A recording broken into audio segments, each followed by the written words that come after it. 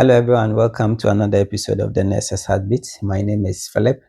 I'm a nurse by background, and this channel brings you everything pertaining to healthcare, especially nursing, whether it is about immigration issues, registrations for international qualifications, and all health and well-being tips, everything that's pertaining to health and to nurses and to other healthcare workers, even students, lectures, everything, and class preparations. You can get everything here on this channel.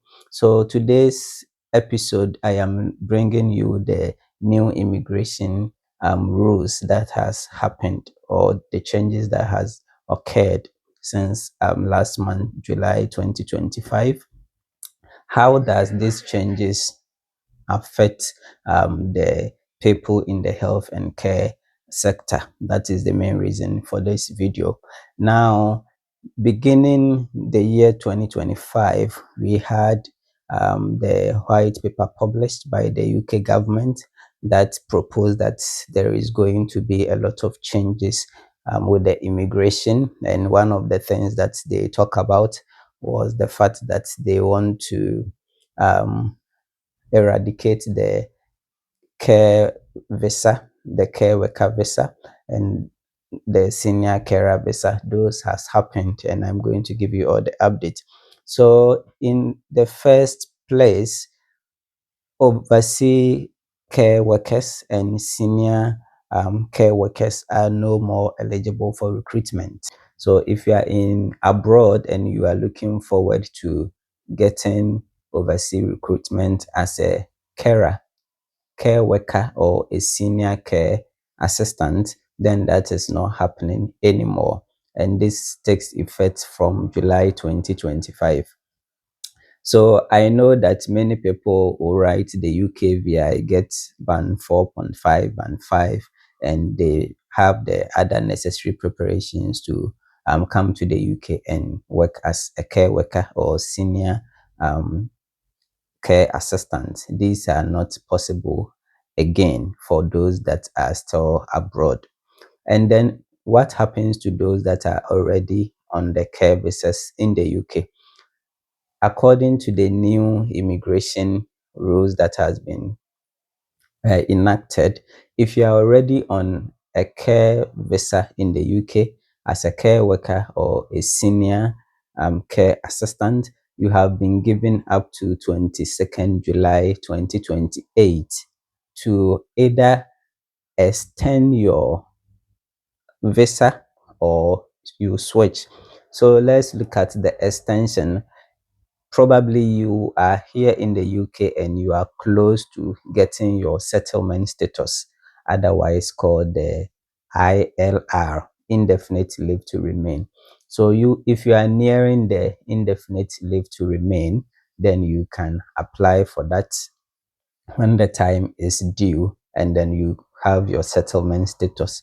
And then if you don't have that, then from now to 2028, you are looking at switching your visa to any other type of visa that will enable you to stay in the UK.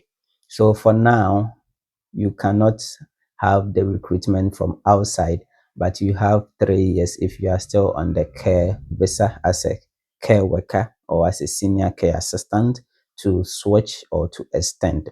That is it. So the next phase, which is very, very important to me, is the people that are entering the NHS at band 3 levels.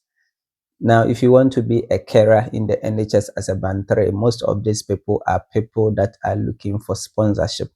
So let's say, for example, there are many people that have come into the UK and through the school visa pathway, they have come to do graduate programs, postgraduate programs they have completed. Now, when you complete the postgraduate program, you are given the 2 years graduate visa to stay in the UK, after which you will either go back to your country or you will switch the visa. Most of these people tries to secure a job in the NHS as carers so they can get sponsorship, and this is huge. Now, the new immigration rules that have been enforced says that if you are entering into the NHS care as a band 3, then you are not eligible for sponsorship. And even the NHS, most of the carers or the healthcare assistant enter at band 2. So band 2, then we are not even talking about that, because that is not it. You cannot get sponsorship as band 2. The only way the sponsorship was given is to get a job as band 3, so that you can switch. So if you are on a graduate visa route, then you can switch and come into the NHS and work as a band 3 healthcare assistant. And now, even as a band 3 entry level, you cannot get a visa sponsorship. There are a few exceptions that I will tell you. So only people that can get the sponsorship are those that have worked in the band 3 positions for a long time, and they are taking the highest pay you can receive as a band 3 worker. Those are the people that can get sponsorship. So what I'm saying is that you are going to have about £23,000 per annum, that is yearly, as the entry level for band 3. And then now, according to the new immigration rules, you can only get a sponsorship, a certificate of sponsorship, when your salary is minimum of £25,000. So those that have worked as band 3 for years, and their salary has been increased up to the 25,000, they can get the sponsorship. So the entry levels, you are not getting the sponsorship because your salary is below £25,000 per year. The only exception for the entry levels that can get the sponsorship is those that will be working in the high cost area supplement. So they call them HCAS. So that is people that are living in places with high cost of living. So basically in the UK, we are talking of, in England, we are talking of London, and then few places around London. So what happens is that because there is high cost of living in London, and the immediate counties or towns around London, there is some amount of money that is added to the salary you will take, just to cater for the high cost of expenses, including accommodation. So let's say, for instance, if you are in any part of the UK and you are getting the £23,000, which is the entry amount or entry salary for band 3 carers, if you are in London, because of the high cost of living, they are going to give you around 25,000, 26,000 pounds for the same job. And because you are getting above the 25,000, you may be eligible to get the sponsorship. But if you are in Manchester and you are in Leeds and any other place that you don't have that high cost of living income, then you are not going to meet it. So the tip that I will give is that if you are looking for any band 3 carer work and your aim is to get sponsorship, for the entry level, then you should be targeting getting work around London area, because that is the only way that you could get the sponsorship. Other than that, you may get the band 3 all right, but you are not going to get a sponsorship.